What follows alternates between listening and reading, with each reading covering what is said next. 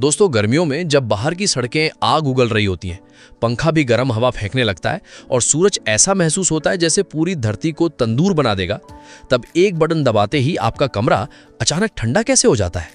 आपने कभी गौर किया है कि आपके घर के बाहर लगा एसी का आउटर यूनिट कई बार इतना गर्म हो जाता है कि उसका टेम्परेचर 70 से 80 डिग्री सेंटीग्रेड तक पहुंच सकता है, यानी लगभग उबलते पानी जितना। लेकिन उसी मशीन से सिर्फ कुछ फीट दूर आपके कमरे के अंदर वही एसी 16 या 18 डिग्री की ठंडी हवा कैसे दे देता है। आखिर एक ही मशीन का एक हिस्सा आग जैसा गर्म और दूसरा हिस्सा बर्फ जैसा ठंडा कैसे हो सकता है। क्या एसी सच में ठंड पैदा करता है? क्या उसके अंदर कोई स्पेशल कूलिंग गैस जलती है? क्या एसी की गैस धीरे धीरे खत्म होती रहती है?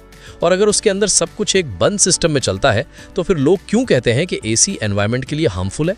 क्योंकि आज हम आपको ले चलने वाले हैं एयर कंडीशनर की उस हिडन साइंटिफिक दुनिया में, जहां pressure, temperature, refrigerant, copper coils, compressors और थर्मोडायनामिक्स मिलकर करते हैं ऐसा इंजीनियरिंग मैजिक जो आपके कमरे की गर्मी को लिटरली बाहर फेंक देता है।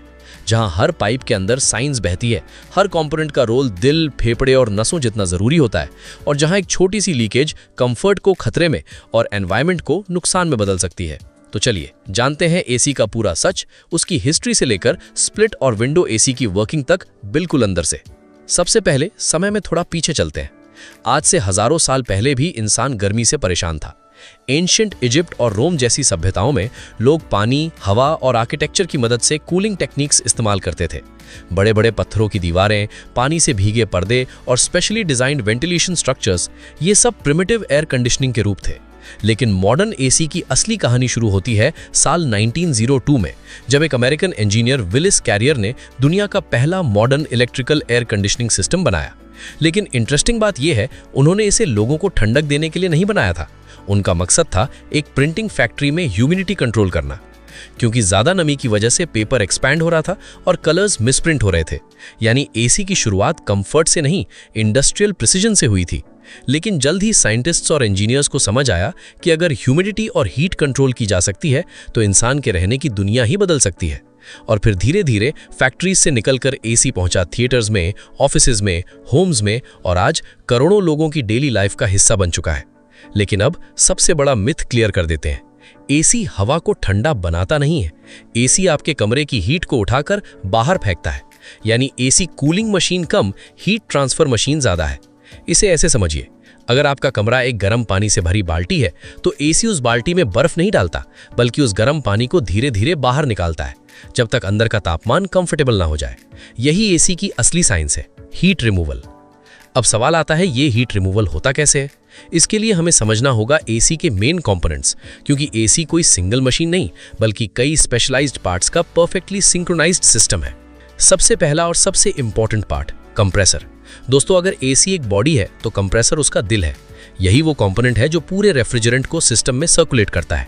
कंप्रेसर आमतौर पर आउटडोर यूनिट में लगा होता है और इसका काम है लो प्रेशर रेफ्रिजरेंट गैस को खींचकर उसे high pressure high temperature gas में बदलना। फिजिक्स का सिंपल रूल है, जब किसी गैस को कंप्रेस किया जाता है उसका प्रेशर बढ़ता है, और प्रेशर बढ़ने पर टेम्परेचर भी बढ़ता है। यानी कंप्रेसर के अंदर से निकलने वाली रेफ्रिजरेंट गैस बेहद गर्म हो जाती है, कई बार 80 डिग्री सेंटीग्रेड तक। अब यहां समझिए रेफ्रिजरेंट क्या है। रेफ्रिजरेंट कोई साधारण गैस नहीं होती, ये स्पेशली डिजाइंड केमिकल फ्लूइड होता है, जैसे R32, R410A या पुराने समय में R22, जो बहुत आसानी से प्रेशर और टेम्परेचर के हिसाब से लिक्विड और गैस में बदल सकता है। यही बार बार स्टेट चेंज करके हीट को एब्जॉर्ब और रिलीज करता है। सबसे इंटरेस्टिंग बात, ये नॉर्मली खत्म नहीं होती, क्योंकि ये क्लोज्ड लूप में घूमती रहती है। यानी अगर सिस्टम सील है तो गैस सालों तक चल सकती है। गैस तभी कम होती है जब लीकेज हो। अब कंप्रेसर से निकली सुपर हीटेड गैस जाती है अगले कंपोनेंट में, कंडेंसर कॉइल में। यही आउटडोर यूनिट का वो हिस्सा है जो अक्सर कॉपर कॉइल्स और फैन के साथ आता है। आपने कई बार कंपनीज को कहते सुना होगा 100% कॉपर कंडेंसर। ऐसा इसलिए क्योंकि कॉपर हीट ट्रांसफर में बेहद एफिशिएंट होता है। ये हीट को तेजी से एब्जॉर्ब भी करता है और तेजी से रिलीज भी। जब hot refrigerant gas condenser coil में पहुंचती है तो आउटडोर फैन लगातार बाहरी हवा उसके ऊपर फेंकता है, जिससे रेफ्रिजरेंट अपनी हीट बाहर छोड़ने लगता है। यानी आपका आउटडोर यूनिट असल में आपके कमरे की गर्मी बाहर उगल रहा होता है। धीरे धीरे जब हीट निकलती जाती है तो रेफ्रिजरेंट कूल होने लगता है और फिर होता है एक मेजर ट्रांसफॉर्मेशन, गैस लिक्विड में बदलने लगती है। इसे कहते हैं कंडेंसेशन। बिल्कुल वैसे जैसे गर्म भाप ठंडी होकर पानी बनती है। यानी कंडेंसर कॉइल सिर्फ गैस को ठंडा नहीं करती, वो उसकी फिजिकल स्टेट भी बदलती है, हॉट हाई प्रेशर गैस से हाई प्रेशर लिक्विड। लेकिन अभी भी ये लिक्विड कूलिंग के लिए तैयार नहीं है, क्योंकि इसका प्रेशर बहुत ज्यादा है। अब एंट्री होती है एक छोटे लेकिन जीनियस कंपोनेंट की, एक्सपेंशन वाल्व या कैपिलरी ट्यूब। दोस्तों, यही एसी का प्रेशर मजिशियन है। इसका रास्ता बहुत पतला होता है और जब हाई प्रेशर लिक्विड रेफ्रिजरेंट इससे गुजरता है तो उसका प्रेशर अचानक गिर जाता है और प्रेशर गिरते ही टेम्परेचर भी तेजी से नीचे चला जाता है। यही थर्मोडायनामिक्स का कमाल है। इसे ऐसे समझिए, आपने डिओड्रेंट स्प्रे किया होगा। स्प्रे करते समय कैन ठंडी लगने लगती है क्योंकि अंदर का प्रेशराइज्ड फ्लूइड अचानक एक्सपैंड करता है। एसी में एक्सपेंशन वाल्व लगभग यही करता है। ये गर्म हाई प्रेशर लिक्विड को बदल देता है लो प्रेशर बेहद ठंडे रेफ्रिजरेंट में। अब यही अल्ट्रा कोल्ड रेफ्रिजरेंट पहुंचता है इंडोर यूनिट के सबसे महत्वपूर्ण हिस्से तक, इवापोरेटर कॉइल। यही वो जगह है जहां आपके कमरे की असली कूलिंग होती है। इंडोर ब्लोअर आपके कमरे की गर्म हवा को खींचता है और उसे इस फ्रीजिंग कोल्ड कॉइल के ऊपर से गुजारता है। अब सिंपल साइंस, हीट हमेशा गर्म जगह से ठंडी जगह की तरफ जाती है, तो रूम की हीट रेफ्रिजरेंट अब्सॉर्ब कर लेता है और कूल्ड एयर वापस कमरे में भेज दी जाती है। यानी एसी हवा में बर्फ नहीं मिला रहा, वो आपकी हवा से गर्मी निकाल रहा है। और यही होता है वो मोमेंट जब आपका कमरा धीरे धीरे ठंडा महसूस होने लगता है। लेकिन दोस्तों, असली खेल अभी शुरू हुआ है, क्योंकि अब तक आपने समझा कि एसी हीट को बाहर कैसे फेंकता है। लेकिन अब सवाल है, स्प्लिट एसी और विंडो एसी में एग्जैक्टली फर्क क्या होता है? दोनों ठंडी हवा ही देते हैं, दोनों रेफ्रिजरेंट साइकिल ही इस्तेमाल करते हैं, फिर एक ज्यादा साइलेंट क्यों होता है, दूसरा ज्यादा नॉइजी क्यों? एक महंगा क्यों, दूसरा कंपैरेटिवली सस्ता क्यों? और इन्वर्टर एसी आखिर बिजली बचाता कैसे है? सबसे पहले समझते हैं विंडो एसी। विंडो एसी को ऐसे समझिए जैसे पूरी एसी मशीन को एक ही बॉक्स में पैक कर दिया गया हो। यानी compressor, condenser coil, expansion device और इवेपोरेटर सब कुछ एक सिंगल यूनिट के अंदर। इसीलिए इसे खिड़की या दीवार के ओपनिंग में फिट किया जाता है, ताकि इसका आधा हिस्सा कमरे के अंदर रहे और आधा बाहर। अंदर वाला हिस्सा रूम हीट अब्सॉर्ब करता है और बाहर वाला हिस्सा वही हीट बाहर फेंक देता है। इसका सबसे बड़ा फायदा है compact design, lower installation complexity और जनरली लोअर कॉस्ट। लेकिन डाउनसाइड, क्योंकि कंप्रेसर भी उसी बॉक्स में होता है, नॉइज ज्यादा सुनाई देता है। यानी कूलिंग इफेक्टिव है, लेकिन कंफर्ट एक्सपीरियंस स्प्लिट एसी जितना रिफाइंड नहीं। अब आते हैं स्प्लिट एसी पर, जो मॉडर्न होम्स का किंग बन चुका है। स्प्लिट एसी बेसिकली सिस्टम को दो हिस्सों में बांट देता है, इंडोर यूनिट और आउटडोर यूनिट। इंडोर यूनिट के अंदर इवेपोरेटर कॉइल और ब्लोअर होता है, जबकि आउटडोर यूनिट में कंप्रेसर, कंडेंसर कॉइल और फैन। दोनों यूनिट्स कॉपर पाइप से जुड़े होते हैं, जिनमें रेफ्रिजरेंट सर्कुलेट करता है। इसका सबसे बड़ा फायदा, क्योंकि नॉइजी कंप्रेसर बाहर होता है, आपका कमरा कंपैरेटिवली शांत रहता है। दूसरा, कूलिंग डिस्ट्रीब्यूशन ज्यादा एफिशिएंट और एस्थेटिकली बेटर होती है। लेकिन इंस्टॉलेशन कॉम्प्लेक्स होता है, कॉपर पाइपिंग, ड्रेनेज और माउंटिंग प्रिसिजन की जरूरत पड़ती है। अब यहाँ एक बहुत इंटरेस्टिंग पार्ट आता है कि एसी से पानी क्यों निकलता है? क्या एसी पानी बनाता है? जवाब है हाँ, टेक्निकली हाँ, लेकिन इनडायरेक्टली। जब आपके कमरे की गर्म हवा इवेपोरेटर कॉइल से टकराती है तो सिर्फ हीट ही नहीं निकलती, हवा की मॉइस्चर भी कंडेंस हो जाती है। बिल्कुल वैसे जैसे ठंडी पानी की बोतल पर बाहर पानी जमा हो जाता है, क्योंकि वार्म एयर अपने अंदर ज्यादा मॉइस्चर होल्ड कर सकती है। लेकिन जैसे ही वो ठंडी सरफेस से मिलती है, उसकी वाटर वेपर लिक्विड ड्रॉपलेट्स में बदल जाती है। यही पानी ड्रेन पाइप से बाहर निकलता है। यानी एसी सिर्फ कूलिंग नहीं करता, डीह्यूमिडिफिकेशन भी करता है। और यही कारण है कि एसी रूम अक्सर ज्यादा ड्राई, लेस स्टिकी और कंफर्टेबल लगता है। अब आते हैं एक ऐसे मिथ पर जो शायद आपने 1000 बार सुना होगा, एसी की गैस खत्म हो गई। दोस्तों, आइडियल कंडीशन में एसी गैस खत्म नहीं होती, क्योंकि रेफ्रिजरेंट एक क्लोज्ड लूप सिस्टम में घूमता है।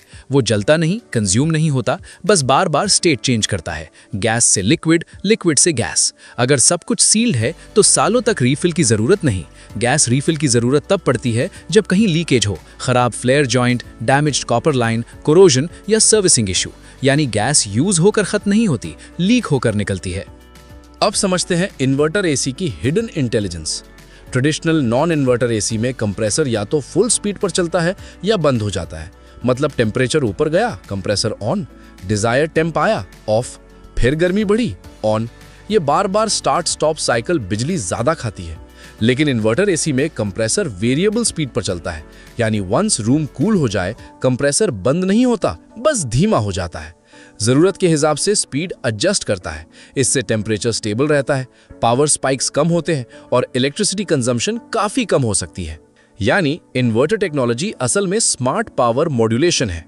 इसे ऐसे समझिए, नॉन इन्वर्टर एसी ऐसा है जैसे कार को बार बार फुल एक्सेलरेटर और ब्रेक देना, जबकि इन्वर्टर एसी स्मूथ एडजस्टमेंट करता है। अब बात करते हैं एसी के कुछ हिडन प्रोटेक्टिव कंपोनेंट्स की, जैसे थर्मोस्टैट, सेंसर्स, फिल्टर्स और पीसीबी कंट्रोल्स। थर्मोस्टैट लगातार कमरे का तापमान मॉनिटर करता है, सेंसर्स इवेपोरेटर कॉइल को फ्रीज होने से बचाते हैं, एयर फिल्टर्स डस्ट और पार्टिकल्स रोकते हैं ताकि एयर फ्लो स्मूथ रहे, और मॉडर्न पीसीबी बोर्ड्स पूरा ब्रेन बनकर सिस्टम डिसीजंस लेते हैं। यानी आज का एसी सिर्फ मैकेनिकल मशीन नहीं, बल्कि thermodynamics plus electronics plus automation का कॉम्बो है। लेकिन अब आता है सबसे जरूरी और अक्सर इग्नोर किया जाने वाला सवाल, अगर एसी इतना अमेजिंग है तो फिर एनवायरमेंटल एक्सपर्ट्स इसके बारे में चिंतित क्यों रहते हैं? दोस्तों, एसी का सबसे बड़ा एनवायरमेंटल इंपैक्ट दो जगह से आता है, इलेक्ट्रिसिटी कंजम्पशन और रेफ्रिजरेंट लीकेज। पहला, इलेक्ट्रिसिटी। दुनिया के कई हिस्सों में पावर अभी भी कोल या फॉसिल फ्यूल से बनती है, यानी जितना ज्यादा एसी यूज उतनी ज्यादा इनडायरेक्ट कार्बन एमिशंस। इसलिए extreme AC demand climate change को और बढ़ा सकती है। दूसरा, रेफ्रिजरेंट्स। पुराने एसीज में CFCs और HCFCs जैसे रेफ्रिजरेंट्स इस्तेमाल होते थे, जो ओजोन लेयर के लिए बेहद हार्मफुल थे। बाद में HFCs आए, जिन्होंने ओजोन डैमेज कम किया, लेकिन उनमें ग्लोबल वार्मिंग पोटेंशियल काफी ज्यादा हो सकता है। मॉडर्न रेफ्रिजरेंट्स जैसे R32 कंपैरेटिवली बेहतर है, लेकिन लीकेज होने पर कंसर्न अब भी रहता है।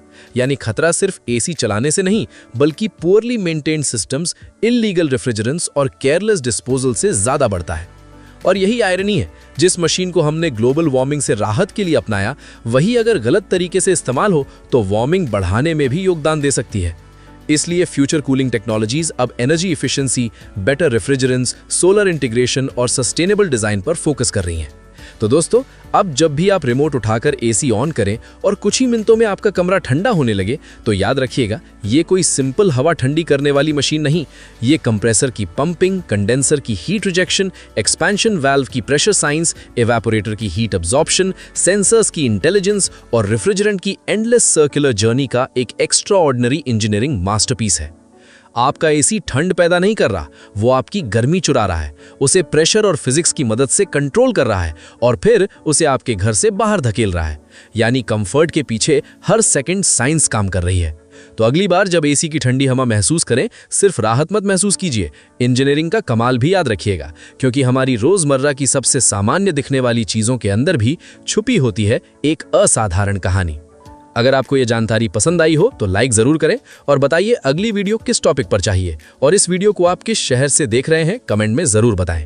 और ऐसे ही ज्ञानवर्धक और दिलचस्प वीडियो देखने के लिए हमारे चैनल को सब्सक्राइब जरूर करें और बेल आइकन दबाना ना भूलें। अब मैं चलता हूं, तब तक आप इन 2 और वीडियो को जरूर देख लीजिए, वीडियो बहुत शानदार है।